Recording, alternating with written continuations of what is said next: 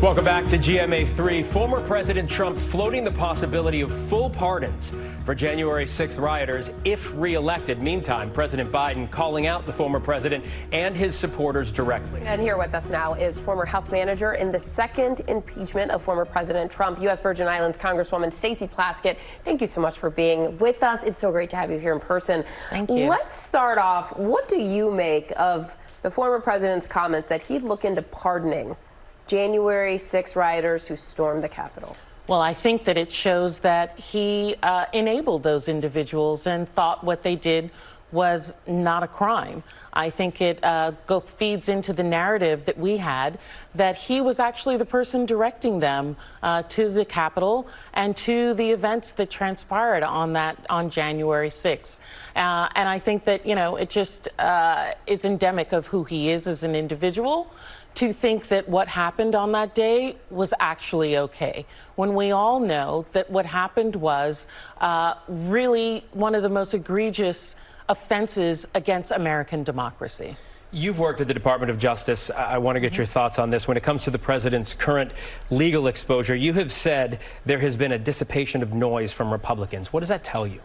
Right. I think that you're seeing across the country in many jurisdictions much of the activities and actions of the former president of Trump are now coming to bear, whether it's in Georgia with criminal grand jury investigations going on related to the election, here in New York City with the Attorney General, Tisha James, bringing potentially civil charges against him and his businesses, and of course what's happening in Mar-a-Lago.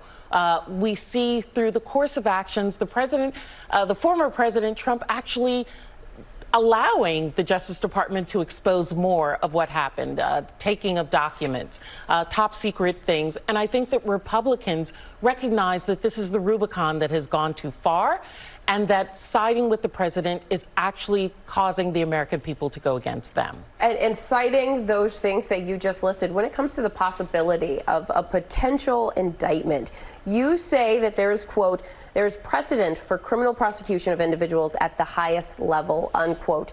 Can you elaborate? What exactly do you mean? Sure. As our now Attorney General Merrick Garland has said, no one is above the law. And American history has shown that through impeachments of judges, of other presidents, and actually criminal convictions of a vice president. Let's not forget that Spiro Agnew was in fact indicted and convicted of criminal charges while he was the vice president. The president had to find a new vice president. And that's not to say that this former president is obviated from all criminal charges or civil charges for actions that he takes against the American people. I want to turn to something quickly right now.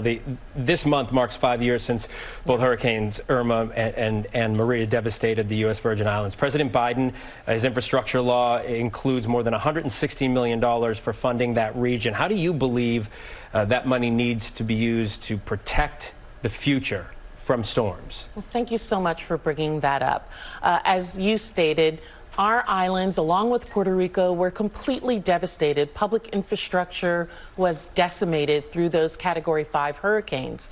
And Congress, in a bipartisan manner after the storm, did a tremendous job in the Bipartisan Budget Act of 2018 in providing the Virgin Islands and Puerto Rico with not just funding to rebuild how things were at the time of the storm, but making changes in the law, recognizing that there had not been funding provided adequately before that for us to rebuild as we should with resilience. So what we're hoping to do now with the funding we have from the to rebuild of the storm, along with this transformational funding from the president, along with the more recently Inflation Reduction Act, is to rebuild with resilience, to create clean energy jobs, to really transform the Virgin Islands and Puerto Rico so we become the shining star in the Caribbean. The Caribbean region is the sometimes the third and the fifth greatest trader with America throughout the world. And so we want to be the place where a lot of that infrastructure, that transshipment and other activity, clean energy happens in the Caribbean region. Congresswoman Stacey Plaskett, thanks so much for being with us. Thank We you do guys. appreciate your time. Have a great Labor Day weekend. You as well. And still ahead here on GMA3, overcoming life's most difficult obstacles. You will meet the man behind a special program that trains guide dogs to help runners who are blind. That's next. Well, hey there, GMA fans. Robin Roberts here. Thanks for checking out our YouTube channel. Lots of great stuff here. So go on, click the subscribe button right over here to get more of awesome videos and content from GMA every day, anytime. We thank you for watching, and we'll see you in the morning on GMA.